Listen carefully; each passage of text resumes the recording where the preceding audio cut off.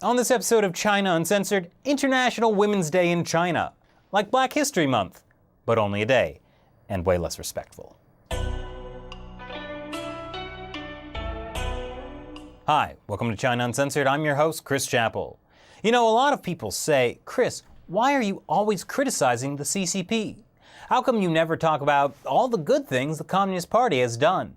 Well, today, that changes, because I'm going to talk about International Women's Day. The first International Women's Day was celebrated in 1909 and was organized by the Socialist Party of America. But it didn't really become big until 1922, when the Soviet Union made it official. And until the 1970s, it was pretty much celebrated only by communist and socialist countries, until the United Nations decided to join in. According to the UN, International Women's Day is a time to reflect on progress made, to call for change, and to celebrate acts of courage and determination by ordinary women. Now that is inspiring. The Chinese Communist Party made March 8th an official holiday in 1949. Women get to take half a day off work. And for more on how they celebrate, we go to China Uncensored's international woman, Shelley Zhang. Hi, Chris. Wow, what's with all the bags? Well, I'm celebrating International Women's Day with Chinese characteristics. So women in China celebrate by going Shopping. Nothing says honoring women like 50% off the original price. Isn't that kind of a shallow way to celebrate an important holiday? Is celebrating President's Day with mattress sales? Fair point. But that's not all China does for International Women's Day, right? Oh, don't be silly, Chris. There's also fashion shows. Really? Yes, like this one from southern China. Or this one held in the Great Hall of the People as part of a celebration hosted by the All China Women's Federation. The All China Women's Federation? Isn't that the women's rights organization set up by the Chinese Communist Party? I assume they talked about policy changes to improve women's lives. Actually, no. They had a couple of dance numbers and some acrobats performed. But it was a celebration, not a policy meeting. Were there any other notable International Women's Day events? Sure. I mean, I wouldn't want you to think that men weren't involved, Chris. In fact, look at these guys who turned themselves into punching bags so their wives could take out their aggression. And these men who decided to literally walk a mile in women's shoes and dresses up a mountain. They even stuffed their bras like 12-year-old girls. That's dedication. And you're okay with this? Oh, I mean, it's kind of hard to see how that directly relates to improving the lives of women, but it's a C+ for effort.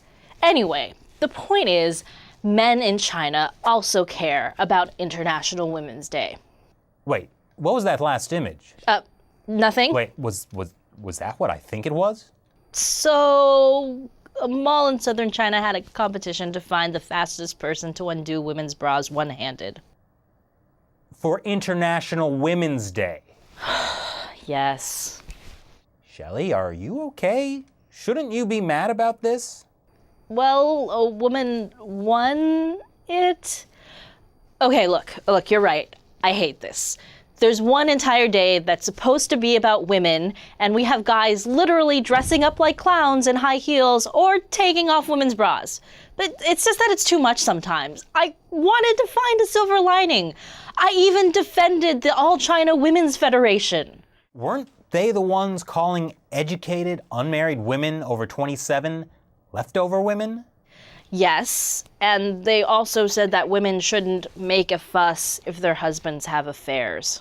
I expected the party to have a better track record on women's rights. After all, Mao said that women hold up half the sky. Yes, he did, as mentioned in every article that talks about women in China. But while in the early days the party did do things like abolish foot binding, party leaders almost immediately started backtracking on their statements about women being equal to men because the Chinese men who they were trying to recruit didn't like it, and they cared more about having men to fight for the party. I guess years of the one-child policy that led to female infanticide and forced abortions were also not good for women. No. And while the state-run People's Daily may say that women are irreplaceable in constructing socialist core values, it's only okay as long as they don't speak up. Like last year when 5 women were jailed for planning an International Women's Day protest against sexual harassment. But surely there has to be something good here. Okay, here's something. This year, at the 2 sessions, China's annual legislative meetings, they replaced some of the attractive female tea servers with men. Doesn't that just take jobs away from women? Yes, it does. But at least it means that fewer women have to get ogled by party elders. At least there's that. Thanks, Shelley. And thank you for watching. Be sure to subscribe to China Uncensored for more episodes. Once again, I'm Chris Chappell. See you next time. One country has been aggressively pursuing its own selfish interests in the region, angering its neighbors and possibly even incurring the wrath of Neptune. And that country is Japan. What, you expected me to say China?